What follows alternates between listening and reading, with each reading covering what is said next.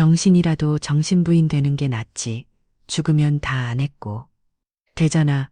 대부분의 직원이 퇴근한 저녁 8시 청담동 미를 성형외과 7층 로비에는 오직 두 사람만이 남아 있었습니다.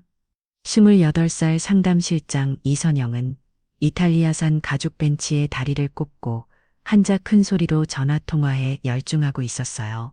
그녀의 가녀린 손가락이 아이스 아메리카노가 담긴 컵을 만지작거릴 때마다 붉은 매니큐어가 서양빛에 반짝였습니다. 그래 맞아. 재벌과 아들이야.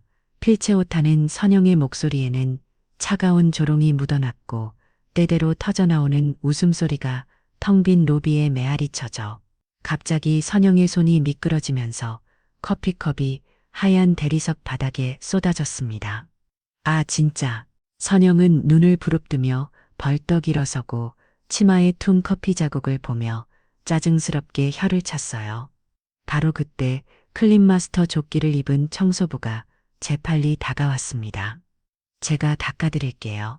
고개를 깊이 숙인 청소부의 목소리는 낮고 겸손했지만 고무장갑을 낀 그 손이 걸레를 주는 모습은 어딘가 어색했죠. 선영은 청소부를 거들떠보지도 않은 채 휴지로 옷을 탈며 다시 자리에 앉았고 벤치 위에 놓인 스마트폰에서는 여전히 통화 소리가 흘러나왔어요. 시부 모드?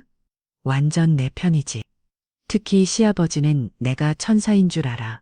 이참에 시아버지도 꼬셔봐. 선영이 깔깔대며 말하자 청소부 아주머니의 손에 준 걸레가 순간 멈췄습니다. 청소부 아주머니의 정체는 과연 무엇이었을까요? 그리고 선영은 어떻게 재벌가의 예비면을 이가 될 수 있었을까요? 사연 시작하기 전에 무료로 할 수 있는 구독과 좋아요 부탁드립니다. 따뜻한 마음으로 잠깐 꾹꾹 눌러주시면 틀림없이 좋은 일이 찾아올 거예요. 12월의 차가운 비가 재활병원 유리창을 두드리고 있었습니다. 로비의 거대한 시계가 오후 3시를 가리키자 휠체어에 몸을 웅크린 채 창밖을 바라보던 정인호의 눈동자가 더욱 깊은 어둠 속으로 가라앉았습니다. 6개월 전 그의 인생을 송두리째 바꿔놓은 그날도 이렇게 비가 내렸죠. 고속도로를 달리던 스포츠가 비길에 미끄러지면서 중앙 분리대를 들이받았고 그 순간 32살 청년의 찬란했던 미래는 산산조각이 났습니다. 한때는 그룹 후계자로서 당당히 걸어다니며 수많은 이목을 집중시켰던 그였지만 이제는 자신의 다리조차 움직일 수 없는 처지가 되었습니다. 의사들은 우선상이 심각하다며 고개를 저었고 앞으로의 삶은 휠체어에 의존해야 한다는 진단을 내렸습니다. 그 말을 듣는 순간 윤호는 차라리 그 사고에서 목숨을 잃었더라면 좋았을 거라는 생각이 들었죠. 재활병원 로비는 늘 사람들로 북적였지만 윤호에게는 그저 흐릿한 배경을 뿐이었습니다. 간병인이 잠시 자리를 비운 사이 그는 혼자 휠체어를 밀며 창가로 이동했습니다. 비에 젖은 나뭇잎들이 바람에 흔들리는 모습을 멍하니 바라보던 그때 누군가 조심스럽게 다가오는 발소리가 들렸습니다. 비가 참 많이 오네요. 부드러운 여성의 목소리가 귓가에 올렸습니다. 윤호가 무심코 고개를 돌리자 하얀 간호사복을 입은 젊은 여성이 서 있었습니다. 긴 생머리를 깔끔하게 묶은 모습이 단정해 보였고 맑은 눈동자에는 따뜻한 빛이 서려 있었죠. 병원 직원증을 목에 걸고 있는 것으로 보아 이곳에서 일하는 사람인 듯했습니다. 혼자 계시는군요. 이런 날은 더 외로우실 텐데. 선영이라고 자신을 소개한 그녀는 윤호 옆에 있는 의자에 자연스럽게 앉았습니다. 대부분의 사람들이 휠체어를 탄 그를 보면 동정 어린 시선을 보내거나 어색하게 피해가곤 했는데 이 여성은 달랐습니다. 마치 오래전부터 알고 지낸 사람처럼 편안하게 되었죠. 저도 한때는 모든 걸 포기하고 싶었던 적이 있었어요. 선영의 목소리에는 진심이 묻어났습니다. 그녀는 창밖을 바라보며 잔잔하게 이야기를 이어갔습니다. 아버지가 갑작스럽게 돌아가시고 어머니마저 병으로 쓰러지셨을 때였죠. 23세 나이에 가족의 생기를 책임져야 했고 매일 병원과 일터를 오가며 정신없이 살았어요. 그때는 정말 세상이 끝난 것 같았죠. 윤호는 처음으로 누군가의 이야기에 귀를 기울이고 있는 자신을 발견했습니다. 사고 이후 처음이었죠. 가족들의 위로도 친구들의 격려도 그저 공허하게 느껴졌는데 이 낯선 여성의 담담한 고백은 왠지 가슴에 와닿았습니다. 하지만 시간이 지나면서 깨달았어요. 절망 속에서도 작은 희망의 씨앗은 자라난다는 거래요. 지금은 이 병원에서 일하며 환자분들을 돕고 있고 어머니도 많이 회복하셨어요. 인생은 예측할 수 없지만 그래서 더 살아볼 가치가 있는 것 같아요. 선영이 윤호를 바라보며 미소를 지었습니다. 그 미소에는 연민이나 동정이 아닌 진정한 이해와 공감이 담겨 있었습니다. 윤호는 목이 메어 아무 말도 할 수 없었지만 눈가에 뜨거운 것이 맺히는 걸 느꼈습니다. 그날 이후 선영은 매일 같은 시간에 로비에 나타났습니다. 처음에는 그저 지나가다 인사를 건네는 정도였지만 점차 윤호 곁에 앉아 이런저런 이야기를 나누는 시간이 길어졌습니다. 그녀는 병원에서 일어나는 소소한 에피소드를 재미있게 들려주었고 때로는 재활운동의 중요성에 대해 조언하기도 했습니다. 오늘 물리치료는 어떠셨어요? 힘들었지만 조금씩 나아지는 것 같아요. 윤호가 대답하자 선영의 얼굴이 환하게 밝아졌습니다. 그녀의 그런 모습을 보며 윤호도 모르게 입가에 미소가 번졌죠. 언제부터인가 그는 오후 3시가 되면 자연스럽게 로비로 향했고 선영을 기다리는 자신을 발견하곤 했습니다. 사실 윤호는 자신의 신분을 숨기고 있었습니다. 국내 굴지의 그룹 회장이 나머지 재벌가의 후계자라는 타이틀. 이 모든 것이 지금의 그에게는 무의미하게 느껴졌기 때문이었죠. 무엇보다 선영이 그런 사실을 알게 되면 지금처럼 편하게 대해주지 않을 것 같다 두려웠습니다. 한 달이 지난 어느 날 선영이 평소와 달리 어두운 표정으로 나타났습니다. 윤호가 걱정스럽게 물어보자 그녀는 한숨을 내쉬며 말했습니다. 병원 측에서 인원 감축을 한다고 해서 저도 그만둬야 할 것 같아요. 순간 윤호의 가슴이 철렁 내려앉았습니다. 매일 만나던 그녀가 사라진다는 생각에 갑자기 숨이 막혀왔죠. 자신도 모르게 다급하게 말했습니다. 안 돼요, 까지 마세요. 선영은 놀란 듯 윤호를 바라보았습니다. 그의 눈에는 간절함이 가득했죠. 잠시 침묵이 흐른 뒤 선영이 조심스럽게 입을 열었습니다. 사실 저도 매일 이 시간이 기다려졌어요. 처음엔 그저 외로워 보이는 환자분을 위로해드리고 싶었는데 어느새 제가 더 위로받고 있더라고요. 그녀의 고백에 윤호의 심장이 빠르게 뛰기 시작했습니다. 선영은 윤호의 휠체어와 앞으로 천천히 다가와 무릎을 꿇고 두 눈을 응시했습니다. 저는 오빠가 좋아요. 그녀의 손이 윤호의 허벅지를 부드럽게 감쌌습니다. 그 순간 윤호는 죽었던 가슴이 다시 뛰기 시작하는 걸 느꼈습니다. 사고 이후 처음으로 살아있다는 감각이 온몸을 감싸 전율했죠. 눈물이 뺨을 타고 흘러내렸지만 이번엔 절망의 눈물이 아니었습니다. 희망의 눈물이었죠. 하지만 윤호가 모르는 사실이 하나 있었습니다. 선영은 이미 그가 누구인지 정확히 알고 있었다는 것을요. 성영이가 상담실장으로 일하던 그녀는 재활병원 간호사로 근무하는 친구로부터 흥미로운 정보를 입수했었죠.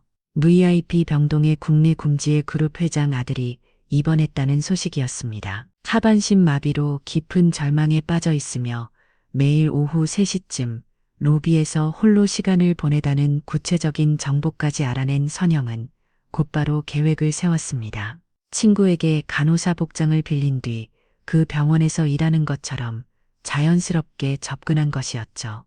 매일 같은 시간에 로비에 나타난 것도 자신의 불행한 과거를 털어놓은 것도 모두 치밀하게 계산된 연기였습니다. 부와 명예를 한 번에 거머쥘 수 있는 절호의 기회라고 생각한 그녀는 순진한 재벌과 아들의 마음을 사로잡기 위해 완벽한 천사의 가면을 쓰고 다가갔던 것입니다.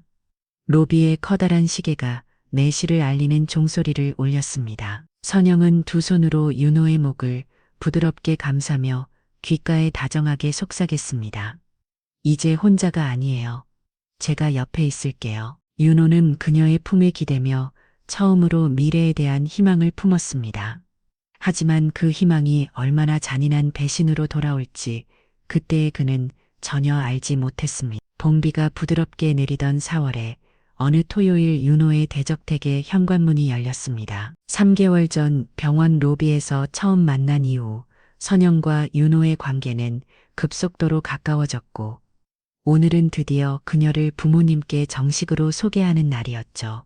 거실에 크리스털이 샹들리에가 은은한 빛을 내뿜는 가운데 회장 부부는 긴장된 표정으로 아들이 데려올 여인을 기다리고 있었습니다. 퇴체를 탄 채 들어온 윤호의 얼굴에는 오랜만에 생기가 돌고 있었습니다.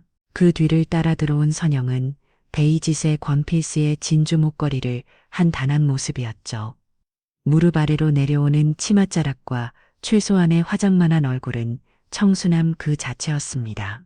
그녀는 공손하게 허리를 숙이며 인사를 건넸습니다. 안녕하세요. 처음 뵙겠습니다. 윤호 씨를 돌보고 있는 이선영이라고 합니다. 회장의 아내인 서정란은 선영의 첫 신상에 호감을 느꼈습니다. 요즘 젊은 여성들과는 달리 겸손하고 예의 바른 모습이 마음에 들었죠. 무엇보다 아들의 표정이 달라진 것이 가장 큰 변화였습니다. 사고 이후 죽은 사람처럼 지내던 윤호가 이제는 웃음을 되찾았으니까요. 병원에서 일하는 천사예요. 윤호가 수줍게 말하자 선영은 겸연쩍은 듯 고개를 숙였습니다. 그녀는 미리 준비해 온 듯 자연스럽게 말을 이었습니다. 과분한 말씀이세요. 저는 그저 재활병동에서 환자분들을 돕는 일을 할 뿐이에요. 윤호 씨를 처음 뵙을 때 혼자 계시는 모습이 너무 안타까워서 말을 걸게 되었어요. 식사가 시작되자 선영은 놀라운 연기력을 발휘하기 시작했습니다. 성형외과에서 익힌 기본적인 의학 지식에 인터넷으로 급히 공부한 재활 관련 정보를 더해 마치 진짜 간호사처럼 행동했죠. 포크를 들던 윤호의 손이 미세하게 떨리자 그녀는 재빨리 알아차리고 물잔을 가까이 옮겨주었습니다. 척수 손상 환자분들은 근육 조절에 어려움을 겪으실 때가 있어요. 꾸준한 재활 운동으로 많이 호전되실 거예요. 전문적이면서도 따뜻한 그녀의 설명에 회장 부부는 고개를 끄겠습니다. 식사 중간중간 선영은 윤호의 자세를 바로 잡아주고 불편해하지 않는지 살피는 세심함을 보였습니다. 그 모습은 정말로 송년된 의료진처럼 자연스러웠죠. 윤호 씨는 정말 열심히 재활에 임하고 있어요. 처음엔 의욕이 없었는데 요즘은 물리치료 시간을 기다릴 정도예요. 선영의 말에 정란의 눈가가 촉촉해졌습니다. 아들이 다시 삶의 의지를 찾았다는 사실이 너무나 감사했던 것이죠. 회장도 엄격한 표정을 풀고 선영을 따뜻한 시선으로 바라보았습니다. 저녁 7시가 되자 선영은 시계를 확인하며 자리에서 일어났습니다. 그리고는 미리 준비해온 약통에서 아약을 꺼내 윤호에게 건넸습니다. 저녁 약 드실 시간이에요. 한병연제는 정확한 시간에 복용하셔야 해요. 사실 그 약은 선영이 성형외과에서 몰래 가져온 비타민제였지만 포장을 받고 마치 처방약처럼 보이게 만든 것이었습니다. 윤호조차 그녀의 세심한 배려에 감동받았죠. 부모님 앞에서까지 자신을 돌봐주는 모습이 진심으로 느껴졌으니까요. 식사가 끝난 후 가족들은 거실로 자리를 옮겼습니다. 선영은 자연스럽게 윤호의 휠체어를 미며 이동을 도왔고 소파로 옮겨 앉을 때도 능숙하게 그를 부축했습니다. 마치 오랜 시간 환자를 돌봐온 전문가처럼 모든 동작이 익숙했죠. 선영 씨는 정말 훌륭한 간호사시네요. 우리 아들이 좋은 분을 만났구나. 정란의 칭찬에 선영은 겸손하게 웃으며 대답했습니다. 아직 부족한 점이 많아요. 하지만 윤호 씨가 완전히 회복하실 때까지 최선을 다해 돕고 싶어요. 그녀의 눈에는 진실된 애정이 담겨 있는 것처럼 보였습니다. 하지만 그것은 모두 완벽하게 계산된 연기였죠. 성형외과에서 상담실장으로 일하며 수많은 고객들을 상대했던 경험이 이런 순간에 빛을 발했습니다. 눈물을 글썽이는 타이밍, 손을 잡는 강도, 미소 짓는 각도까지 모든 것이 치밀하게 계획된 것이었습니다. 밤 9시가 가까워지자 선영은 일어나 인사를 했습니다. 늦은 시간까지 실례했습니다. 내일 아침 일찍 병원에 출근해야 해서요. 아니에요? 와주어서 정말 고마워요. 우리 윤호가 선영 씨 같은 분을 만나서 얼마나 다행인지 몰라요. 정난이 선영의 손을 꼭 잡으며 말했습니다. 그 따뜻한 손길에 선영은 잠시 양심의 가책을 느꼈지만 이내 마음을 다잡았습니다. 더 큰 목표를 위해서는 이 정도의 연기는 필요했으니까요. 윤호가 현관까지 배웅하겠다고 했지만 선영은 완곡히 거절했습니다. 아, 괜찮아요. 오늘 하루도 피곤하셨을 텐데 쉬세요. 내일 병원에서 뵐게요. 그녀가 떠난 후 회장 부부는 거실에 남아 이야기를 나누었습니다. 회장이 먼저 입을 열었습니다. 정말 좋은 여자를 만났구나. 요즘 그런 헌신적인 젊은이를 찾기 힘든데. 그러게요. 무엇보다 우리 윤호가 저렇게 밝아진 모습을 본 게 얼마나 많은지 선영 씨한테 정말 고마워요.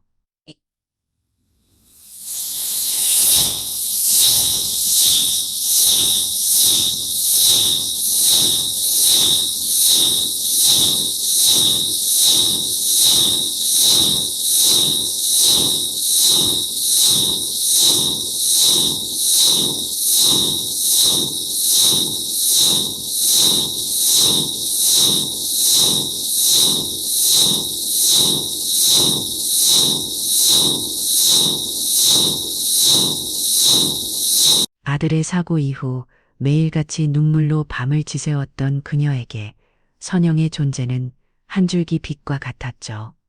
그러나 이 모든 것이 거짓이라는 사실을 그들은 꿈에도 모르고 있었습니다. 선영은 택시를 타자마자 휴대폰을 꺼내 친구에게 메시지를 보냈습니다. 오늘 완벽했어. 회장 부부 완전히 내 편으로 만들었어. 창밖으로 스쳐 지나가는 도시의 불빛들을 바라보며 선영의 입가에는 차가운 미소가 번졌습니다. 첫 번째 관문은 성공적으로 통과했고 이제 본격적인 게임이 시작될 차례였죠. 재벌가의 며느리가 되는 날까지 그녀는 완벽한 천사의 가면을 벗지 않을 작정이었습니다. 여름의 열기가 한창인 7월 중순 정나는 윤호의 방을 정리하던 중 우연히 작은 명함 하나를 발견했습니다. 침대 옆 사이드 테이블 밑으로 떨어져 있던 그것은 바로 선영의 것이었죠. 하지만 명함에 적힌 내용을 확인한 순간 정난의 손이 미세하게 떨리기 시작했습니다. 청담 미를 성형외과 상담실장 이선영. 간호사가 아니라 성형외과 상담실장이라니. 정난은 명함을 들고 한창을 멍하니 서 있었습니다. 지난 넉 달 동안 선영은 재활병원 간호사라고 소개했고 가족 모두가 그것을 의심 없이 믿어왔죠. 특히 아들의 재활을 헌신적으로 돕는 모습에 감동받아 이미 마음속으로 는 면을 이로 인정하고 있었는데 이게 무슨 일인지 혼란스러웠습니다.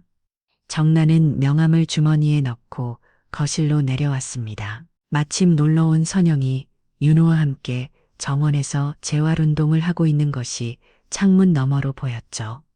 여전히 다정하게 윤호를 돌보는 그녀의 모습은 진심 어린 것처럼 보였습니다. 하지만 이제는 그 모든 것이 의심스럽게 느껴지기 시작했습니다.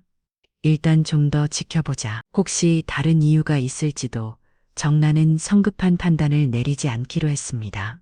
아들이 그토록 행복해야 하는데 섣부른 의심으로 그 행복을 깨드리고 싶지 않았으니까요. 그로부터 일주일 후 정나는 뜻밖의 장면을 목격하게 되었습니다. 오후 2시쯤 2층 서재에서 책을 읽다가 창밖을 내다본 순간이었죠. 정원에서 선영이 50대 중반의 가정부 김 씨와 마주 서 있었는데 그 분위기가 심상치 않았습니다. 이 분위기가 심상치 않았습니다. 선영이 표정은 평소와는 전혀 달랐습니다. 늘 온화하고 친절했던 얼굴에는 차가운 경념이 가득했고 턱을 치켜든 자세는 거만함 그 자체였죠. 창문이 열려 있어 대화 내용이 희미하게 들려왔습니다. 일도 제대로 못하면서 월급은 꼬박꼬박 받아요? 죄송합니다. 다시 정리하겠습니다. 하는 일이 그것밖에 없으면서도 제대로 못하면 어떡해요? 정말 한심하네. 가정부가 고개를 숙인 채 사과했지만 선영은 코웃음을 치며 돌아섰습니다. 그 순간 정란의 가슴이 철렁 내려앉았습니다. 집안 직원을 대하는 태도는 그 사람의 진짜 품성을 보여준다고 믿었던 그녀에게 방금 목격한 장면은 충격적이었죠. 며칠 후 저녁 더욱 결정적인 순간이 찾아왔습니다. 가족들이 모두 식사를 마치고 각자의 방으로 돌아간 저녁 7시경 정란은 소화를 시키려고 정원을 산책하고 있었습니다. 선선한 바람을 쐬며 걷던 중 정원 한쪽 정자에서 들려오는 목소리에 발걸음을 멈췄습니다. 분명히 누군가와 통화하는 소리였죠. 그에 맞아 병신 재벌 아들이야. 선영의 목소리는 낮았지만 또렷하게 들렸습니다. 정란은 숨을 죽이고 나무 뒤에 몸을 숨겼습니다. 필체나 밀어주면서 연기하는 게 쉽지 않아. 하지만 이 정도 고생은 감수해야지. 재벌과 며느리 자리가 걸려 있는데 전화기 너머에서 들리는 웃음소리에 선영도 함께 웃었습니다. 이 웃음소리는 평소에 다정한 것과는 완전히 달랐죠. 차갑고 계산적인 마치 사냥감을 잡은 포식자의 웃음 같았습니다. 시부모들도 완전히 속아 넘어갔어. 내가 천사인 줄 알아. 정란의 다리에 힘이 풀렸습니다. 나무를 붙잡고 겨우 서 있을 수 있었죠. 자신이 그토록 믿고 아끼던 선영의 본 모습을 보니 배신감과 분노가 동시에 치밀어 올랐습니다. 윤열 그 바보는 나한테 완전히 빠져 있지. 내가 뭘 해도 다 받아줄 거야. 불구가 된 이후로 자존감이 바닥이거든. 내가 조금만 관심 보여줘도 감동해서 어쩔 줄 몰라. 해 이 말을 듣는 순간 정란의 눈에서 눈물이 흘러내렸습니다. 아들을 향한 그 잔인한 조롱을 어떻게 참을 수 있겠습니까? 떨리는 손으로 입을 막으며 흔을 김을 삼켰지만 가슴 속에서는 분노의 불길이 타오르고 있었습니다. 일단 결혼까지만 가면 돼. 그 다음은 뭐 방법이 많지. 선영이 의미심장하게 말하며 자리에서 일어났습니다. 정란은 급히 몸을 숨기고 그녀가 저택으로 들어가는 것을 지켜보았죠. 정원에는 여름밤의 매미 소리만 요란하게 울려 퍼졌습니다. 정란은 정자에 주저앉아 한참을 울었습니다. 아들의 행복을 위해 모든 것을 받아들이려 했건만 이건 너무했습니다. 선영이라는 여자는 처음부터 윤혈의 재산과 지위만을 노리고 접근한 것이었어요. 정나가 아들을 병신이라고 조롱하다니 그 모욕적인 단어가 계속해서 귓가에 맴돌았습니다. 저녁 9시가 넘어서야 정나는 침실로 돌아왔습니다. 거울에 비친 자신의 얼굴은 창백했고 눈은 통통 부어 있었죠. 침대에 누워있는 남편을 깨우고 싶었지만 아직은 때가 아니라는 생각이 들었습니다. 확실한 증거 없이 말한다면 오히려 역효과만 날 수도 있으니까요. 다음 날 오후 정나는 서재에 앉아 깊은 생각에 잠겼습니다. 아들을 위해 무엇을 해야 할지 고민이 되었죠. 당장 선영의 정체를 폭로하고 싶었지만 그랬다가는 윤율가 받을 충격이 너무 클 것 같았습니다. 겨우 삶의 의지를 되찾은 아들이 다시 절망에 빠질까봐 두려웠어요. 더 확실한 증거가 필요해. 누구도 부인할 수 없는 증거를 정나는 결심했습니다. 선영이라는 여자의 실체를 완전히 파헤치기로요. 아들의 진정한 행복을 위해서라면 무엇이든 할 수 있었습니다. 비록 지금은 고통스럽더라도 진실을 발견하는 것이 결국 윤희어를 위한 길이라고 믿었으니까요. 8월의 무더위가 기승을 부리던 어느 월요일 새벽 4시, 정나는 낯선 유니폼을 입고 청담동의 한 건물 앞에 서 있었습니다. 클린 마스터라는 청소업체의 조끼를 걸친 그녀의 모습은 평소의 우아한 사모님과는 전혀 달랐죠. 투박한 옷을 걸치고 메이크업 전문가의 분장으로 완벽하게 감춘 얼굴에는 굳은 결의가 서려 있었습니다. 지난 2주일 동안 정나는 치밀하게 준비했습니다. 선영이 일한다는 청담리를 성형외과와 계약된 청소업체를 알아냈고 거액의 돈을 들여 신분을 위장한 채 일자리를 얻었죠. 재벌가의 사모님이 새벽에 남의 건물을 청소한다는 것은 상상도 할 수 없는 일이었지만 아들을 위해서라면 무엇이든 할 수 있었습니다. 엘리베이터를 타고 8층에 도착하자 이미 다른 청소 직원들이 분주하게 움직이고 있었습니다. 정나는 배정받은 구역으로 향했는데 공교롭게도 그곳은 대표원장실과 상담실이 있는 VIP층이었죠. 운명의 장난인지 아니면 돈의 힘인지 알 수 없었지만 정난에게는 절호의 기회였습니다. 청소도구를 들고 복도를 걷던 중 상담실 문패가 눈에 들어왔습니다. 상담실장 이선영, 분명히 그녀의 이름이 적혀 있었죠. 정난은 심호흡을 하고 청소를 시작했습니다. 아직 병원이 문을 열기 전이라 건물 안은 고요했고 청소하는 소리만이 복도에 울려 퍼졌습니다. 오전 6시 30분경 뜻밖의 상황이 벌어졌습니다. 대표원장실의 문이 살며시 열리더니 선영이 조심스럽게 밖으로 나왔던 것이죠. 그녀의 모습은 충격적이었습니다. 평소에 단정한 모습과는 달리 블라우스의 단추가 어긋나게 채워져 있었고 치마는 구겨져 있었으며 흐트러진 머리카락이 얼굴을 가리고 있었습니다. 정나는 청소하는 척하며 고개를 숙였지만 눈은 선영의 모든 움직임을 놓치지 않았습니다. 선영은 복도에 청소와 주머니 한 명밖에 없는 것을 확인하고는 벽에 걸린 거울을 보며 극하게 옷매무새를 정리했습니다.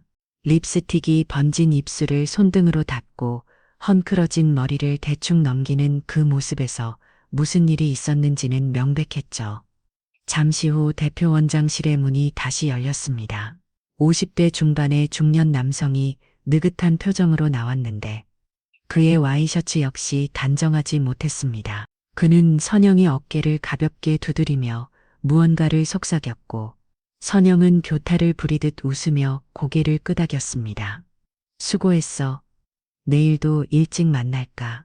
대표원장의 나긋한 목소리가 들렸습니다. 선영이 엘리베이터를 타고 사라진 후 대표원장도 자신의 방으로 들어갔죠. 정나는 떨리는 손으로 걸레를 주며 분노를 삼켰습니다.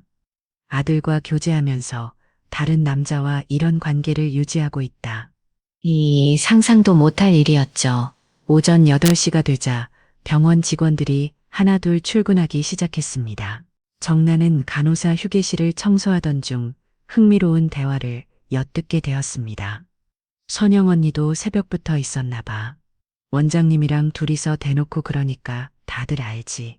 젊은 간호사들의 수군거림이 이어졌습니다. 정나는 청소하는 척하면서 귀를 기울였죠. 그러니까 능력은 없으면서 상담실장 자리는 꽤 차고 있잖아.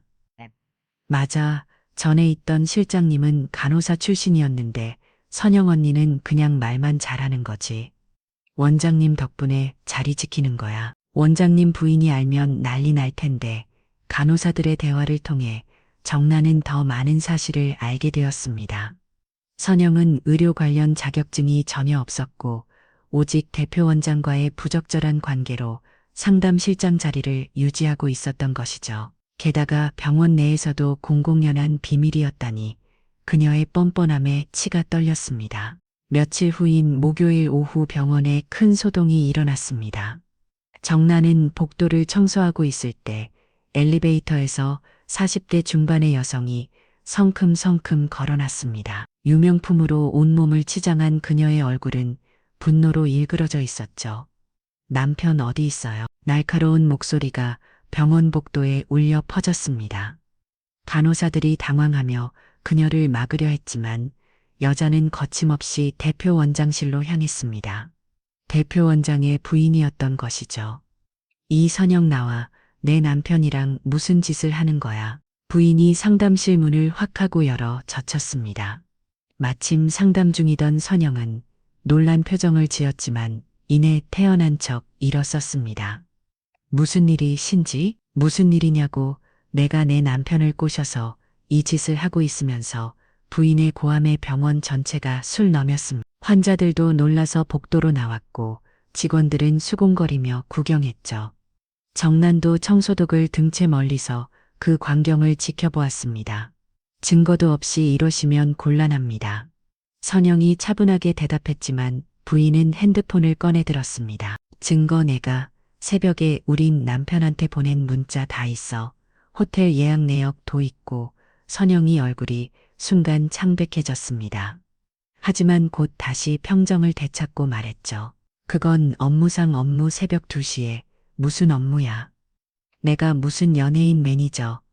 야, 결국 대표원장이 나와서 부인을 진정시키려 했지만 상황은 더욱 악화되었습니다. 부인은 남편의 뺨을 때리고 선영에게도 달려들려 했죠. 보안 직원들이 출동해선 겨우 상황이 정리되었습니다. 그날 저녁 정나는 청소를 마치고 귀가하면서 많은 생각에 잠겼습니다. 선영이라는 여자의 실체가 하나씩 드러나고 있었죠. 의료 자격증도 없이 상담실장이 되었고 유부남과 분류를 저지르며 동시에 아들과 교제하고 있었습니다. 이런 여자가 며느리가 된다는 것은 상상만 해도 끔찍했어요. 일주일 동안의 위장 근무를 통해 정나는 충분한 정보를 수집했습니다. 휴대폰에는 몰래 찍은 사진들과 녹음 파일들이 가득했죠. 선영이 대표원장실에서 나오는 모습, 간호사들의 대화, 부인이 찾아와 소동을 벌이는 장면까지 모두 증거로 확보했습니다. 집으로 돌아온 정나는 서재에 앉아 수집한 자료들을 정리했습니다. 이제 남편과 아들에게 진실을 알릴 때가 왔다고 생각했죠. 하지만 여전히 망설여졌습니다. 윤호가 받을 충격을 생각하면 마음이 아팠으니까요. 그래도 지금 아니면 더 늦어. 결혼하기 전에 막아야 해. 정나는 깊은 한숨을 내쉬며 결심을 굳혔습니다. 조만간 가족회의를 열어 모든 진실을 밝히기로 했죠. 비록 아들에게는 잔인한 일이겠지만 더 큰 불행을 막기 위해서는 어쩔 수 없었습니다. 창밖으로 보이는 어두운 밤하늘처럼 앞으로 펼쳐질 상황도 결코 밝지 않을 거라는 예감이 들었습니다. 9월의 어느 금요일 저녁 6시 정나는 여전히 청소부로 위장한 채 성형 헷갈려서 마지막 근무를 하고 있었습니다. 다음 주에 가족회의를 열기로 마음먹은 그녀는 마지막으로 한 번 더 결정적인 증거를 수집하고자 했죠. 퇴근 시간이 가까워지자 직원들이 하나둘 병원을 떠나기 시작했고 로비는 점차 한산해졌습니다. 로비의 대형 유리창으로 서양이 비스듬히 들어와 대리석 바닥에 붉은 빛을 들이우고 있었습니다. 정난이 로비 한쪽을 청소하던 중 익숙한 실루엣이 눈에 들어왔습니다. 선영이었죠. 선영은 커피를 들고 창가 쪽 테이블에 앉았고 곧 휴대폰을 꺼내 누군가와 통화를 시작했습니다. 정나는 로비를 청소하는 척하며 점점 선영 쪽으로 가까이 이동했습니다. 다행히 선영은 통화에 열중한 나머지 주변을 신경 쓰지 않았죠. 목소리는 작았지만 조용한 로비에서는 대화 내용이 어느 정도 들렸습니다. 그래 맞아. 재벌과 아들이야. 휠체어 타는 선영의 목소리에는 냉소가 묻어났습니다. 그녀는 커피를 한 모금 마시며 창밖을 바라보았죠. 서양에 물든 그녀의 옆얼굴은 아름다웠지만 입가에 걸린 차가운 미소는 잔인했습니다. 바로 그때 선영의 손이 미끄러지면서 커피컵이 기울어졌습니다. 차가운 커피가 바닥에 엎질러졌고 선영은 작은 비명을 지르며 일어졌습니다. 아, 진짜 정난이는 재빨리 청소도구를 들고 다가갔습니다. 이것은 절호의 기회였죠. 선영은 휴지로 옷에 튄 커피를 닦느라 정신이 없었고 휴대폰은 테이블 위에 그대로 놓여 있었습니다. 정난이 바닥을 닦는 동안 통화는 스피커폰 상태로 계속되고 있었습니다. 야, 거기 괜찮아? 무슨 소리야? 전화기 너머에서 친구의 목소리가 들렸습니다. 선영은 한숨을 쉬며 다시 자리에 앉았습니다. 커피 엎질러서 아무튼 내가 하던 얘기 들어봐. 나는 바닥을 닦으며 숨을 죽였습니다. 이제부터가 중요한 순간이었죠. 유부남은 한계가 있어 조강지처가 버티고 있으니 죽어도 재산 못 받아. 선영의 목소리는 차갑고 계산적이었습니다. 그녀는 계속 말을 이었죠. 대표원장 그 영감은 그냥 지금 누르는 거 누리는 거야. 자리 유지하고 용돈이나 받고 하지만 진짜 목표는 따로 있지. 친구가 무언가 물었는지 선영은 피시고 스며 대답했습니다. 병신이라도 정실부인 되는 게 낫지.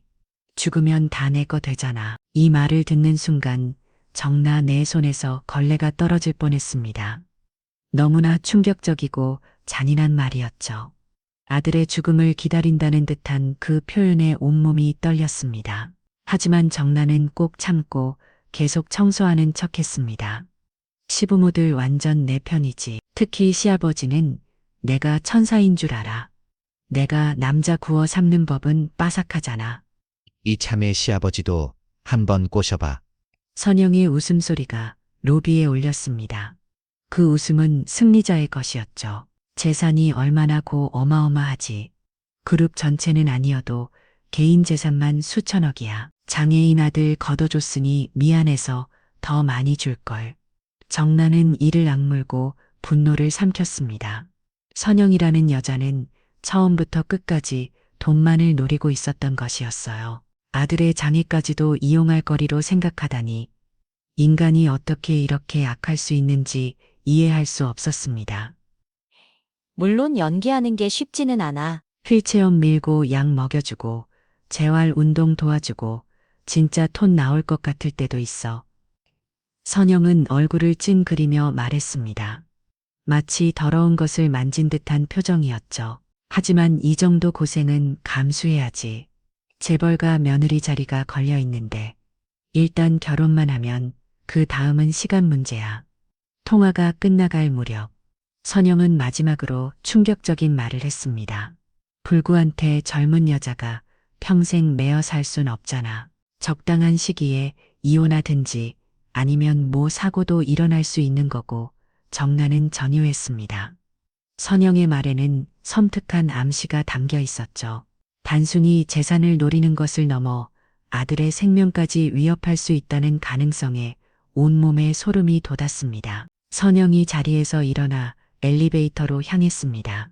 정나는 떨리는 손으로 청소도구를 정리하며 그녀가 완전히 사라질 때까지 기다렸죠. 로비에는 커피 향과 함께 선영이 남긴 아기가 진하게 남아있는 것 같았습니다. 병원을 나온 정나는 주차장에서 한참을 앉아 있었습니다. 방금 들은 내용이 너무나 충격적이어서 쉽게 마음을 가다듬을 수 없었죠. 휴대폰에 녹음된 파일을 확인하니 다행히 선영의 통화 내용이 대부분 녹음되어 있었습니다. 차를 운전하며 집으로 향하는 동안 정나의 마음은 복잡했습니다. 아들에게 이 잔인한 진실을 어떻게 전해야 할지, 그 충격을 어떻게 견딜 수 있을지 걱정이 되었죠. 하지만 더 늦기 전에 막아야 했습니다.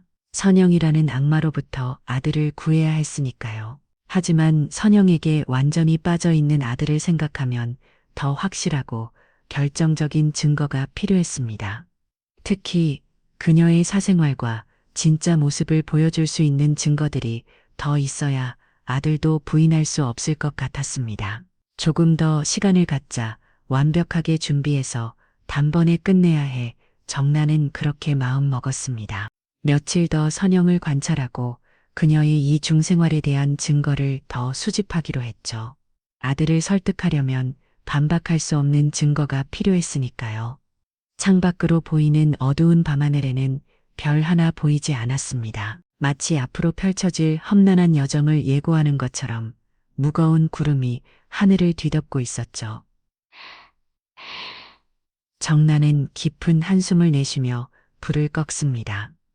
완벽한 증거를 모으는 그날까지 그녀의 싸움은 계속될 것이었습니다. 며칠 후 저녁 8시 정나는 검은색 승용차 안에서 선영의 오피스텔을 주시하고 있었습니다.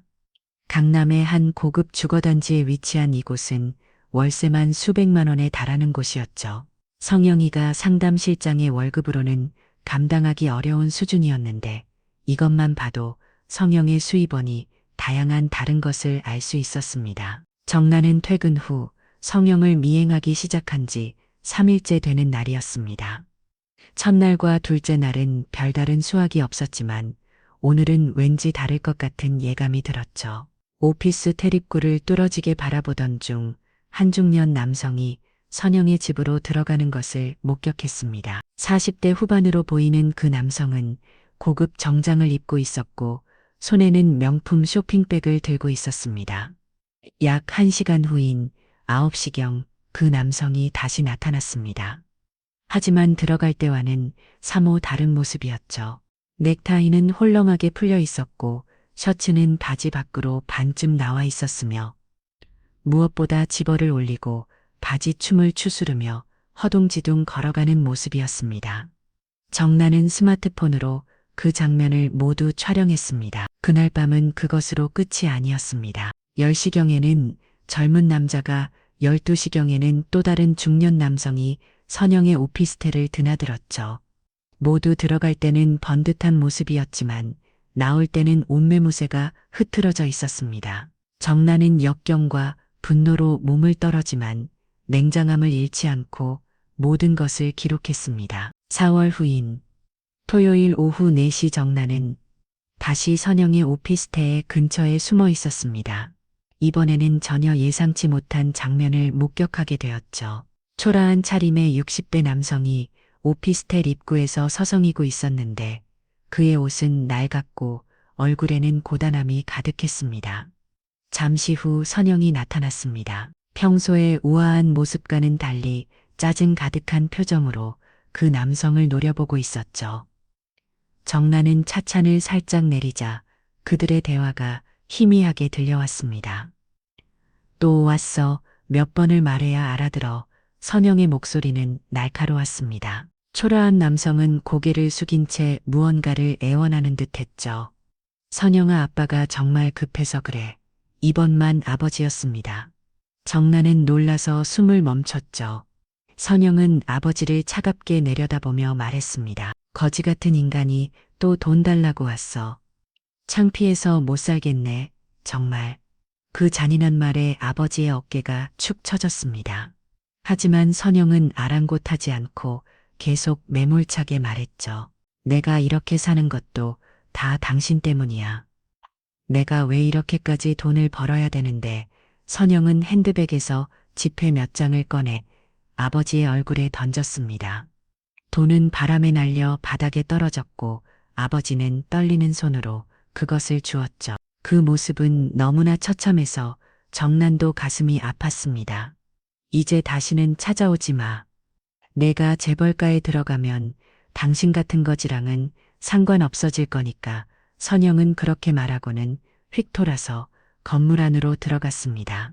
홀로 남은 아버지는 한참을 그 자리에 서 있다가 터덜터덜 걸어갔죠. 정란은 그 뒷모습을 바라보며 복잡한 심정이 되었습니다. 선영이 불쌍한 환경에서 자랐다는 것은 이해하지만 그렇다고 해서 아버지를 저렇게 대하는 것이 정당화될 수는 없었습니다. 다음 주 금요일 밤 10시 정란은 선영이 친구들과 만나기로 한 청담동의 고급바를 찾았습니다. 미리 알아념 정보에 따르면 선영은 매주 금요일마다 이곳에서 친구들과 모임을 가진다고 했죠. 정란은 모자를 깊게 눌렀고 구석자리에 앉아 그들을 관찰했습니다. 선영은 5명의 젊은 여성들과 함께 있었습니다. 미리 알아념 정보에 따르면 감염독의 5입니다. 모두 화려하게 차려입고 비싼 샴페인을 마시며 시끄럽게 떠들고 있었죠. 정란은 녹음기를 켜고 그들의 대화에 귀를 기울였습니다. 선영이 너 진짜 대단해. 재벌과 아들이라니.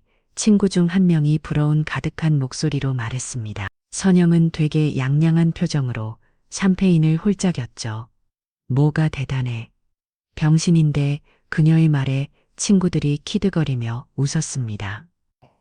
정란은 주먹을 꽉 쥐며 분노를 삼켰습니다. 그래도 돈이 있잖아. 그 집안 재산이 얼마야. 어마어마하지. 내가 며느리만 되면 평생 호유식이야.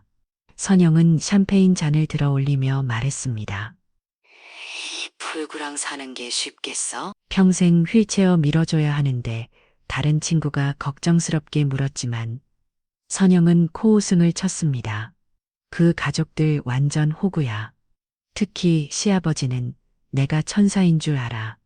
간호사 코스프레 완벽했거든. 친구들이 또 다시 웃음을 터뜨렸습니다. 그들에게 윤호와 그의 가족은 그저 조론거리 일뿐이었죠. 근데 진짜 결혼까지 갈 수 있겠어? 당연하지. 윤호는 이미 나한테 푹 빠져 있어. 곧 프로포즈 할 것 같던데 선영의 자신만만한 대답에 정나는 경악했습니다. 아들이 정말로 그런 생각을 하고 있는 것일까요? 더 늦기 전에 막아야 한다는 생각이 더욱 강해졌습니다. 성형외과로 돌아온 월요일 정나는 마지막으로 선영의 상담 수법을 관찰했습니다. 상담실 옆 대기실을 청소하는 척하며 엿들었는데 선영은 젊은 여성 환자의 자존감을 깎아내리며 거액의 성형수술을 권하고 있었습니다. 솔직히 거울 보면 한숨 나오지 않아요. 저도 옛날에는 그랬어요. 근데 지금 제 얼굴 예쁘잖아요. 고객님도 수술하면 저처럼 될 수 있는데 뭘 망설이세요. 하지만 1,000만 원이 넘는 돈은 환자가 망설이자 선영은 더욱 교묘하게 압박했습니다.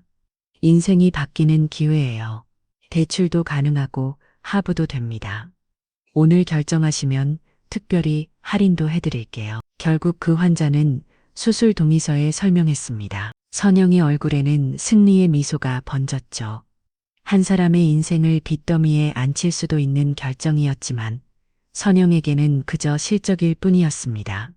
이 모든 것을 목격한 정나는 이제 확신했습니다. 선영이라는 여자는 처음부터 끝까지 거짓과 탐욕으로 가득 찬 인물이었습니다. 아버지를 모욕하고 남자들에게 몸을 팔며 환자들을 속이고 윤호와 그의 가족을 조롱하는 이런 여자가 며느리가 된다는 것은 절대 있을 수 없는 일이었죠. 그날 밤 정나는 수집한 모든 증거를 최종 정리했습니다. 사진과 녹음 파일들이 가득한 폴더를 보며 깊은 한숨을 내쉬었습니다. 3년 뒤이어 모든 진실을 밝히는 날이 될 것이었습니다. 다음 날 오후 2시 대저택의 서재에는 무거운 침묵이 흐르고 있었습니다. 정나는 급히 가족회의를 소집한 지 30분이 지났지만 아직 아무도 입을 열지 않고 있었죠. 회장은 의아한 표정으로 아내를 바라보고 있었고 윤호는 휠체어에 앉은 채 불안한 눈빛으로 어머니를 쳐다보고 있었습니다. 정나는 위세하게 떨리고 있었습니다. 지난 2달간 수집한 증거 파일이 담긴 태블릿을 꼭 쥐고 있었지만 막상 말을 꺼내기가 쉽지 않았죠. 아들의 행복한 표정을 보니 더욱 마음이 무거워졌습니다. 하지만 더 이상 미룰 수는 없었습니다. 깊은 숨을 들이신 정난이 마침내 입을 열었습니다. 오늘 당신과 윤호에게 꼭 알려야 할 게 있어서 이렇게 모이라고 했어요. 목소리가 떨려서 물을 한 모금 마신 후 다시 말을 이었습니다. 선영이에 대한 이야기예요. 제가 알게 된 사실들이 충격적이어서 더 늦기 전에 말해야겠다고 생각했어요. 윤호의 얼굴이 순식간에 굳어졌습니다. 눈썹이 찌푸려지고 턱에 힘이 들어가는 것이 보였죠. 회장도 의외라는 듯 아내를 바라보았습니다. 아기 무슨 말이야? 선영이가 어쨌는데 회장의 물음에 정나는 태블릿을 테이블 위에 올려놓았습니다. 화면에는 첫 번째 증거인 선영의 명함 사진이 떠 있었습니다. 먼저 이것부터 보세요. 선영이는 재활병원 간호사가 아니에요. 청담미를 성형외과의 상담실장이에요. 윤호의 얼굴에 당황스러운 표정이 스쳤습니다. 하지만 곧 방어적인 자세를 취하며 말했죠. 그게 뭐 어떠다는 거예요? 병원에서 일한다고 했지 간호사라고 명확히 말한 적 없어요. 강남은 아들의 차가운 반응에 가슴이 아팠지만 계속해서 증거를 제시했습니다. 선영이 새벽에 대표원장실에서 흐트러진 모습으로 나오는 사진 간호사들이 선영과 원장의 불륜 관계를 수군거리는 녹음 파일, 그리고 대표원장 부인이 병원에 찾아와 난동을 부리는 동영상까지. 선영이는 유부남인 대표원장과 부적절한 관계를 유지하고 있어요. 간호사 자격증도 없었고 그 사람 덕분에 상담실장 자리를 지키고 있는 거예요. 윤호는 사진들을 자세히 들여다보더니 비웃듯이 말했습니다. 이게 증거라고요? 새벽에 병원에서 나오는 사진약은 했을 수도 있죠. 그리고 대표 원장이랑 같이 찍힌 사진은 단 한 장도 없네요. 이걸로 불륜이라고 단정 짓는 거예요? 정난이 당황하자 윤호는 더욱 공격적으로 나왔습니다. 간호사들 수곤거리는 거, 그게 증거예요? 병원에서 잘 나가는 사람 시기에서 뒷담화하는 게 하루 이틀 일인가요? 정난은 다음 증거로 넘어갔습니다. 여러 남자들이 한 오피스텔을 드나드는 사진들이었죠. 하지만 윤호는 그건 맞아 일축했습니다. 이 오피스텔이 선영이 집이라는 증거가 어디 있어요? 그냥 어떤 건물 앞에서 찍은 사진들이잖아요. 선영이 사는 곳인지 어떻게 알아요? 하지만 선영이가 이 건물로 들어가는 걸 봤어. 그래서요. 친구 집일 수도 있고 다른 볼일이 있었을 수도 있죠. 이런 애매한 사진으로 뭘 증명하려는 거예요? 윤호의 논리적인 반박에 정나는 할 말을 잃었습니다. 확실히 선영과 그 남자들이 함께 찍힌 사진은 없었죠. 떨리는 손으로 화면을 넘기며 가장 충격적인 녹음 파일을 재생했습니다. 선영이 친구와 통화하며 윤호를 병신 재벌 아들이라고 조롱하는 내용이었죠. 병신이라도 정실부인 되는 게 낫지. 죽으면 다 낼 것 되잖아. 선영의 차가운 목소리가 서재에 울려 퍼졌습니다. 정나는 이것만은 부인할 수 없을 거라고 생각했습니다. 하지만 윤호의 반응은 더욱 격렬했습니다. 어머니 요즘 AI로 목소리 합성하는 거 얼마나 쉬운지 아세요? 유튜브만 봐도 연예인 목소리 똑같이 만들어내는 영상 천지예요. 윤호는 휠체어를 어머니 쪽으로 돌리며 날카롭게 말했습니다. 이런 조작된 음성 파일로 선영이를 모아 마르는 거예요? 어머니가 이렇게까지 격이 떨어질 줄은 몰랐네요. 윤호야, 이 모든 정황을 봐도 모르겠니? 그 여자는 처음부터 너와 우리 집 재산만. 정황이요? 어머니가 보여준 게 뭐가 있어요? 윤호가 어머니의 말을 끊으며 소리쳤습니다. 휠체어를 탄 이후 처음으로 어머니에게 이렇게 격하게 되드는 것이었죠. 흐릿한 사진 몇 장 출처도 불분명한 녹음 파일, 그리고 시기 질투하는 직원들의 뒷담화. 이게 어머니가 2달 동안 모은 증거라는 거예요?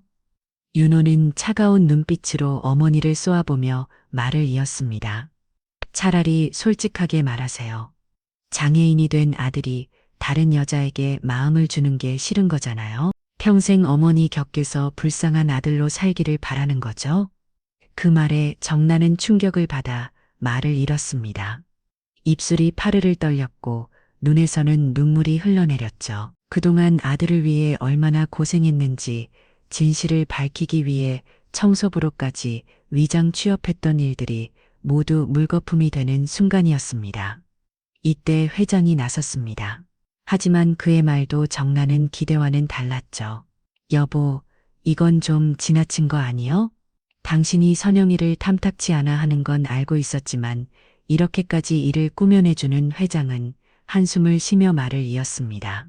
선영이가 우리 윤호를 위해 얼마나 희생적인데 착한 아이 그만 괴롭히고 이제는 좀 받아주시다. 회장의 말에 정나는 남편마저 자신을 이해하지 못한다는 절망감에 빠졌습니다. 떨리는 목소리로 간신히 말했습니다. 희생이라고요? 그 여자는 윤호를 이용하고 있어요. 재산만 노리고 증거요. 확실한 증거를 보여달라고요. 윤호가 다시 소리쳤습니다. 그의 목소리는 절망적이면서도 분노로 가득했죠. 어머니가 보여준 건 추측과 억측뿐이에요. 선영이 성형외과에서 일한다고 해서 나쁜 사람이에요? 새벽까지 일한다고 해서 불륜이에요? 이딴 엉터리 증거로 사람을 판단하는 어머니가 더 무서워요. 윤호는 잠시 숨을 고르더니 더욱 잔인한 말을 내뱉었습니다. 어머니 혹시 탐정이라도 고용했어요? 아니면 직접 미행이라도 하셨어요? 정상적인 사람이 할 짓이 아니잖아요? 어머니야말로 정신과 상담을 받으셔야 하는 거 아니에요? 그리고는 분노에 떨며 말했습니다. 어머니 설령 100번 양보해서 선영이가 완벽하지 않다고 해도 어머니가 가져온 이런 증거로는 아무것도 증명할 수 없어요. 이런 걸 조작해서 사람을 매도하려는 어머니가 더 무서워요. 그는 잠시 말을 멈췄다가 자조적으로 덧붙였습니다. 그리고 정말로 저 같은 불구를 받아주는 것만으로도 감사한데 어머니는 제가 평생 혼자 살기를 바라는 거예요? 정나는 더 이상 참을 수 없어서 일어섰습니다. 다리가 후들거려 테이블을 짚고 겨우 서 있을 수 있었죠. 회장도 윤호도 모두 선영의 편이었습니다. 진실을 밝히려던 그녀의 노력은 오히려 가족 내에서 그녀를 고립시키는 결과를 낳았습니다. 나는 단지 내가 섞어 있다는 걸 알려주고 싶었을 뿐이야. 정난의 목소리는 간신히 들릴 정도로 작았습니다. 태블릿을 집어들고 비틀거리며 서재를 나가려는 순간 윤호가 마지막으로 날카로운 말을 던졌습니다. 어머니 다음에 누군가를 고발하려면 최소한 법정에서 인정받을 만한 증거를 가져오세요. 이런 쓰레기 같은 추측으로 무고한 사람을 범죄자 만들지 마시고요.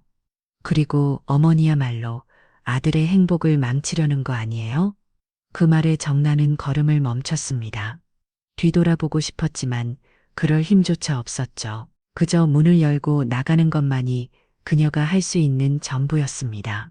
복도로 나온 정나는 벽에 기대어 주저앉았습니다. 온몸에서 힘이 빠져나가는 것 같았죠. 손에 든 태블릿이 무겁게 느껴졌습니다. 그 안에는 2달간의 노력이 담겨 있었지만 아무도 믿어주지 않았습니다. 윤호 말이 맞아. 내가 가진 증거는 정말 빈약해 스스로에게 인정하기 싫었지만 아들의 지적은 정확했습니다. 사진은 정황상 의심스러울 뿐이었고 녹음 파일은 진위를 증명할 방법이 없었죠. 한참을 그렇게 앉아있던 정나는 간신히 일어섰습니다. 침실로 돌아가는 발걸음은 천근만근이었죠. 거울에 비친 자신의 모습은 하루아침에 10년은 늙은 것 같았습니다. 더 확실한 증거가 필요해 선영과 그 남자들이 함께 있는 사진 동거래 내역, 문서 누구도 부인할 수 없는 결정적인 증거가 정나는 침대에 누워 천장을 바라보았습니다. 포기할 수는 없었습니다. 비록 지금은 증거가 부족해서 모두가 자신을 의심하고 있지만 반드시 진실을 발견할 거라고 다짐했습니다. 선영의 꼬리를 잡을 때까지 그녀의 싸움은 계속될 것이었습니다. 12월의 차가운 바람이 창문을 두드리던 화요일 오전 10시 정나는 청담동의 한 최고급 아파트 펜트하우스에 서 있었습니다. 한강이 한눈에 내려다 보이는 200평 규모의 이곳은 시가 100억 원이 넘는 곳이었죠. 하지만 지금 정나의 관심은 화려한 인테리어나 멋진 전망이 아닌 검은 가방을 든 한 남자에게 집중되어 있었습니다. 2억이 거실 상들리에 안쪽에 하나, 소파 뒤 그림 액자에 하나, 그리고 화분 장식안에 하나 설치하겠습니다. 보안 전문가인 그 남자는 조용히 작업을 진행했습니다. 최첨단 초소형 카메라들은 육안으로는 절대 발견할 수 없을 정도로 정교했죠. 정나는 긴장된 표정으로 그의 설명을 들었습니다. 화질은 4K이고 음성도 선명하게 녹음됩니다. 무선으로 실시간 전송되니까 따로 회수하실 필요는 없습니다. 지난번에 실패를 교훈 삼아 이번에는 완벽하게 준비하기로 했던 정난이었습니다. 애매한 사진이나 출처 불분명한 녹음이 아닌 누구도 부인할 수 없는 확실한 증거를 확보하기 위해 거액을 들여 전문가를 고용한 것이죠. 침실로 이동한 전문가는 침대 맞은편 벽에 걸린 대형 거울을 가리켰습니다. 이 거울 뒤에는 특수 카메라를 설치하겠습니다. 각도상 침대 전체가 완벽하게 보입니다. 정나는 순간 불편한 기분이 들었지만 아들을 구하기 위해서는 어쩔 수 없다고 스스로를 다독했습니다. 주방, 서재, 드레스룸까지 집안 곳곳에 은밀하게 카메라와 녹음기가 설치되었죠. 모든 영상과 음성은 이 태블릿으로 실시간 확인 가능합니다. 그리고 자동으로 클라우드에 배급되니까 증거가 사라질 염려는 없습니다. 전문가가 떠난 후 정나는 거실 창가에 서서 한강을 바라보았습니다. 이곳은 원래 윤호의 결혼 선물로 준비했던 아파트였죠.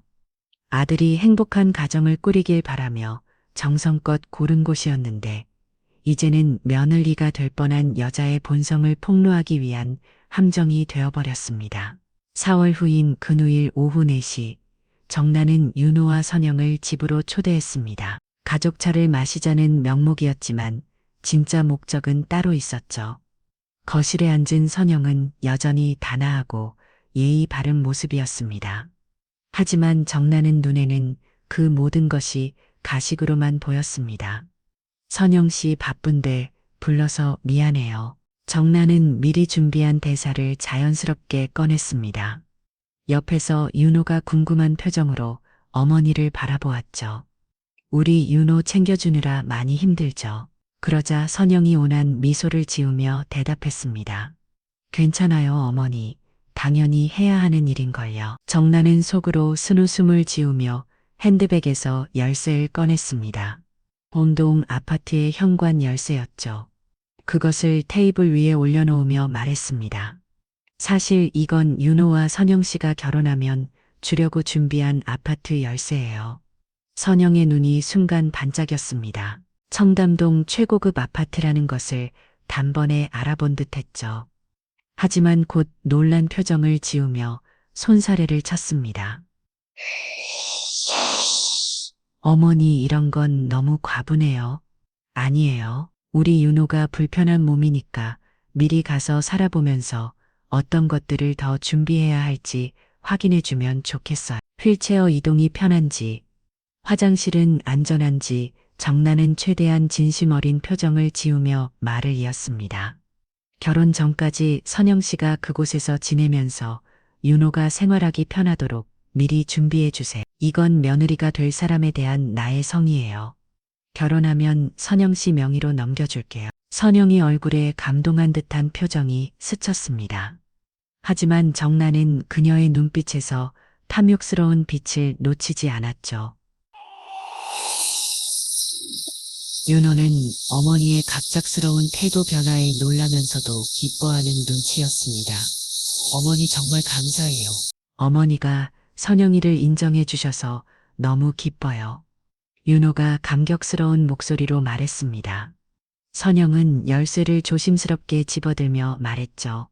어머니의 은혜 평생 잊지 않겠습니다. 윤호 오빠가 편하게 생활할 수 있도록 최선을 다해 준비하겠습니다. 그 말을 하는 선영의 입가에는 미세한 미소가 걸려 있었습니다. 승리의 미소였죠. 토요일 오후 선영은 서둘러 청담동 아파트로 이사했습니다. 정나는 멀리서 그 모습을 지켜보았죠. 선영이 현관문을 열고 들어가는 순간 그녀의 얼굴에 번진 탐욕스러운 미소를 놓치지 않았습니다. 저녁 7시경 정나는 서재에서 태블릿을 켰습니다. 화면에는 아파트 내부의 여러 각도가 선명하게 나타났죠. 선영은 거실을 돌아다니며 호화로운 인테리어를 감상하고 있었습니다. 그녀는 명품 가구를 쓰다듬고 고가의 그림들을 하나하나 살펴보았죠. 대박. 이게 다 내 거라니. 선영의 혼잣말이 선명하게 녹음되었습니다. 그녀는 침실로 들어가 킹사이즈 침대에 몸을 던졌죠. 팔을 벌리고 누워 천장을 바라보며 웃음을 터뜨렸습니다. 이 선영 너 정말 대단해. 병신 하나 꼬셔서 이 모든 걸 얻다니. 충격적인 말이었지만 정나는 차분하게 녹화 버튼을 확인했습니다. 모든 것이 완벽하게 기록되고 있었죠. 선영은 침대에서 일어나 드레스룸으로 향했습니다. 그곳에는 정난이 미리 준비해둔 고급 옷들과 액세서리들이 가득했습니다. 미친, 이것도 다 진짜야? 선영은 하나하나 옷을 꺼내 몸에 대보며 거울 앞에서 포즈를 취했습니다. 마치 오래전부터 자신의 것이었던 것처럼 자연스러웠죠.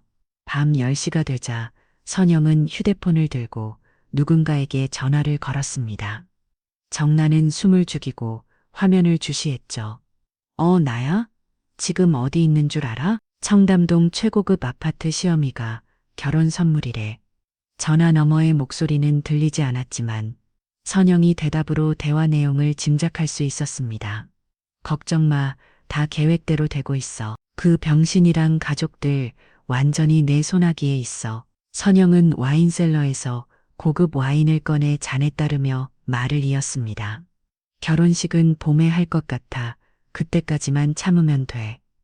그 다음은 뭐 방법이야 많지. 정난이 손이 떨리기 시작했습니다. 분노 때문이 아니라 드디어 확실한 증거를 잡았다는 안도감 때문이었죠. 이번에는 아무도 조작이라고 할 수 없을 것입니다. 선영의 얼굴과 목소리가 선명하게 담긴 영상이었으니까요. 참 내일 사람들 좀 부를 거야. 이런 좋은 집을 혼자 쓰기 아깝잖아. 선영의 마지막 말에 정나는 미소를 지었습니다. 내일이면 더 많은 증거를 수집할 수 있을 것 같았죠. 태블릿을 끄고 서재를 나서는 정나는의 발걸음에는 오랜만에 힘이 실려 있었습니다. 완벽한 함정이 작동하기 시작한 것입니다. 청담동 아파트에 입주한 지 일주일이 지난 토요일 저녁 8시 선영은 거실 소파에 편안하게 기대어 앉아 있었습니다. 노트북을 무릎에 올려놓고 화장 통화를 하고 있었는데 화면에는 5명의 친구들이 보였죠. 정나는 서재에서 태블릿으로 그 모습을 실시간으로 지켜보고 있었습니다. 야 선영아, 그 집 진짜 대박이다. 한번 구경 가도 돼. 친구 중 한 명이 부러운 가득한 목소리로 물었습니다. 선영은 되게 양양한 표정으로 노트북을 들어 거실 전체를 보여주었죠. 친구들의 감탄사가 스피커를 통해 울려 퍼졌습니다. 이게 다 내 거야. 미쳤다, 진짜. 선영은 소파에 다시 기대며 와인잔을 들어 올렸습니다. 붉은 와인이 잔 안에서 물결쳤죠. 아직 내 거는 아니야. 하지만 곧 될 거야. 시어미가 완전 호구거든. 그녀의 말에 친구들이 키득거리며 웃었습니다. 선영도 함께 웃으며 말을 이었죠. 처음엔 의심하더니 내가 눈물 좀 짜고 효도하는 척하니까 완전히 넘어갔어. 이 집도 면유를 믿는다면서 그냥 줬어. 정나는 주목을 꽉 쥐며 분노를 삼켰습니다. 하지만 동시에 안도감도 느꼈죠. 모든 것이 완벽하게 녹화되고 있었으니까요. 고화질로 선영이 표정 하나하나까지 선명하게 담기고 있었습니다. 근데 진짜 그 남자랑 결혼할 거야. 불굴하면서 친구의 직설적인 질문에 선영은 코웃음을 쳤습니다. 당연하지. 일단 결혼은 해야 법적으로 상속권이 생기잖아. 재산분 할도 가능하고. 선영은 와인을 한 모금 마시고는 차가운 목소리로 덧붙였습니다. 1위는 정도 버티면서 돈 뺏을 거 다 뺏고 그 다음에 이혼하면 돼. 위자료도 챙길 수 있고. 친구들이 놀란 표정을 지었지만 곧 다시 웃으며 선영을 붙이겠습니다. 그들에게 이것은 그저 재미있는 이야기거릴 뿐이었죠. 월요일 오후 7시 더욱 충격적인 장면이 펼쳐졌습니다. 선영이 어떤 남자를 아파트로 초대했던 것이죠. 현관문이 열리고 잘생긴 젊은 남자가 들어왔습니다. 그는 주위를 살핀 조심스럽게 움직였지만 이미 모든 것이 카메라에 포착되고 있었습니다. 리아, 정말 대단한데 내가 재벌가를 낳았다는 게 사실이었구나. 남자의 감탄에 선영은 자랑스러운 듯 웃었습니다. 두 사람은 거실로 이동했고 선영은 그를 위해 와인을 따라왔죠. 그러니까 나한테 잘하라고 나뭇값 비싼 여자야. 한 손에는 와인을 들고 그녀는 다른 한 손으로 그의 넥타이를 만지자 꺼렸습니다. 그 병신은 어차피 오래 못 살 거야. 척수 손상 환자들은 합병증도 많고 그때까지만 참으면 모든 게 내 거지머 섬뜩한 말이었습니다. 정나는 전율하며 화면을 주시했죠. 아들의 죽음을 기다리는 듯한 그 말에 온몸이 떨렸습니다. 남자는 선영을 끌어안으며 말했습니다. 역시 넌 똑똑해. 그래. 우리가 함께하면 더 큰 일을 할 수 있어. 두 사람이 침실로 향하는 모습까지 카메라에 담겼습니다. 정나는 역겨움에 고개를 돌렸지만 녹화는 계속되고 있었죠. 확실한 불륜의 증거였습니다. 수요일 저녁 9시 선영의 타락은 극에 달했습니다. 그녀는 여러 명의 남자들을 아파트로 불러들였고 마치 비즈니스를 하듯 그들을 상대했죠. 2시간에 한 명씩 정확히 돈을 받고 시간을 정해 만났습니다. 모든 정황이 낱낱이 기록되었습니다. 이런 좋은 집에서 일하니까 기분이 다르네. 선영이 혼자 남아 돈다발을 쐬며 중얼거렸습니다. 그녀의 얼굴에는 만족스러운 미소가 번졌죠. 재벌가 며느리 되기 전에 비상금도 좀 모아둬야지. 혹시 모르니까 목요일 저녁 10시 선영은 또 다른 친구와 전화 통화를 했습니다. 안그는 더욱 구체적인 계획을 털어놓았죠. 휠체어 밀어주는 척만 하면 평생 돈 거점 없어. 가족들도 다 내 편이고 선영은 거실을 왔다 갔다 하며 신이 난 듯 말했습니다. 병신이라 그런지 나한테 고마워하기만 해 자기를 받아준 유일한 여자라고 생각하거든. 불쌍한 새끼, 그녀의 조롱에는 이 말에 동정심도 없었습니다. 오직 경력과 탐욕만이 가득했죠. 참 보험도 드러나야겠다. 생명보험 수익자를 나로해서 결혼하자마자 바로 이 말을 듣는 순간 정나는 확신했습니다. 선영은 단순히 재산을 노리는 것을 넘어 아들의 생명까지 위협할 수 있는 위험한 인물이었습니다. 지난 며칠 동안 수집한 증거는 그 누구도 부인할 수 없을 정도로 명확했습니다. 선영의 얼굴, 목소리, 행동까지 모든 것이 담겨 있었으니까요. 토요일 새벽 2시 정나는 서재에서 일주일간의 영상을 편집하고 있었습니다. 가장 충격적이고 명확한 장면들을 선별하여 1시간 분량으로 정리했죠. 선영이 시어머니를 호구라고 조롱하는 장면, 젊은 남성과의 불륜 장면, 돈을 받고 남자들을 상대하는 장면, 그리고 윤호의 죽음을 바라는 듯한 바람들까지 작업을 마친 정나는 깊은 한숨을 내쉬습니다. 이번에는 실패할 수 없었습니다. 너무나 명백한 증거들이었으니까요. 창밖으로 보이는 새벽의 어둠이 서서히 걷히고 있었습니다. 마치 선영이라는 악마의 정체가 만천하에 드러날 순간이 다가오는 것처럼 동쪽 하늘이 붉게 물들기 시작했습니다. 12월의 마지막 일요일 오후 3시 대저택의 거실에는 무거운 긴장감이 흐르고 있었습니다. 정난이 집에 선영을 부르고 가족들을 모았지만 아직 아무도 그 이유를 알지 못했죠. 윤호는 퇴회에 앉아 불안한 표정으로 어머니를 바라보고 있었고 그의 옆에는 선영이 다정한 약혼자처럼 자리하고 있었습니다. 회장도 의아한 표정으로 아내를 주시했습니다. 거실 중앙의 85인치 대형 TV는 거진 채 검은 화면을 보이고 있었습니다. 정나는 손에 든 리모컨을 꽉 쥐고 있었는데 그녀의 손은 미세하게 떨리고 있었죠. 하지만 그것은 두려움이 아닌 결의의 떨림이었습니다. 오늘 여기서 보여드릴 것이 있어요. 정난이 목소리는 차분했지만 단호했습니다. 그녀가 리모컨 버튼을 누르자 TV 화면이 켜지며 영상이 재생되기 시작했죠. 첫 장면은 선영이 청담동 아파트에서 친구들과 화상통화를 하는 모습이었습니다. 시어미가 완전 호구거든. 선영의 목소리가 거실에 울려 퍼지자 모두의 표정이 굳어졌습니다. 특히 선영의 얼굴은 순식간에 창백해졌죠. 그녀는 황급히 일어서려 했지만 윤호가 그녀의 손목을 잡았습니다. 이게 뭐예요? 윤호의 목소리는 떨리고 있었습니다. 화면 속의 선영은 계속해서 충격적인 말들을 쏟아내고 있었죠. 병신이라도 정실부인 되는 게 낫지. 죽으면 다 내 것 되잖아. 이 말이 나오자 윤호의 손에서 힘이 빠졌습니다. 그의 눈에는 믿을 수 없다는 표정이 가득했죠. 선영은 다급하게 변명하려 했습니다.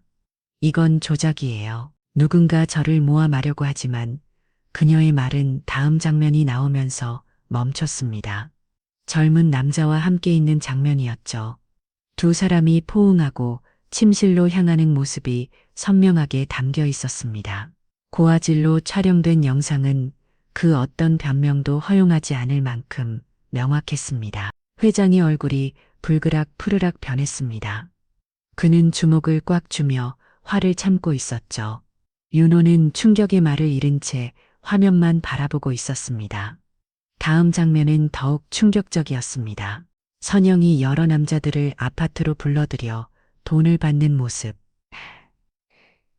친구들과 만나 윤호 가족을 조롱하는 대화들이 연이어 재생되었죠. 휠체어 탄 병신이라서 내가 받아주니까 감지 덕지하더라. 선영의 잔인한 조롱이 거실에 울려 퍼질 때마다 윤호의 몸이 움직거렸습니다. 그의 눈에는 분노와 배신감, 그리고 깊은 상처가 동시에 드러났죠. 선영은 소파에서 일어나며 마지막 발악을 했습니다. 아니에요. 이건 다 거짓말이에요. 저는 윤호 오빠를 진심으로 그만. 윤호의 고함이 거실을 울렸습니다. 모두가 놀라서 그를 바라보았죠. 그의 얼굴에는 분노가 가득했지만 동시에 무언가 다른 감정도 섞여 있었습니다. 더 이상 거짓말하지 마. 이미 다 끝났어. 윤호의 목소리는 차가웠습니다. 선영은 절망적인 표정으로 그를 바라보며 울부짖었죠. 병신 취재에 뭘 봐라. 그래 맞아. 난 돈만 원했어.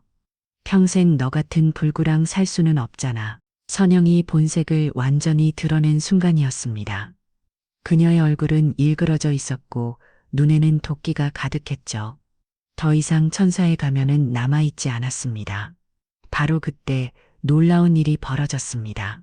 윤호가 갑자기 휠체어에서 일어섰던 것이죠. 오랜 휠체어 생활로 약해진 다리가 후들거렸지만 그는 아무런 도움 없이 꼿꼿이 서서 선영을 내려다보았습니다. 선영의 눈이 경악으로 커졌고 정남과 회장도 놀라서 입을 벌렸습니다. 나 사실 다리 신경이 살아나고 있어. 아직 제대로 걷긴 힘들지만 윤호의 고백의 거실은 다시 한번 충격에 빠졌습니다. 그는 계속해서 말을 이었죠. 재활이 성공적이었지만 일시적인 걸까봐 숨겼어. 혹시나 다시 실망하게 될까봐. 윤호는 선영 앞에서 서 그녀를 차갑게 내려다보았습니다. 어머니가 너를 의심할 때도 나는 끝까지 너를 믿고 감싸는데. 선영은 충격과 분노로 몸을 떨었습니다.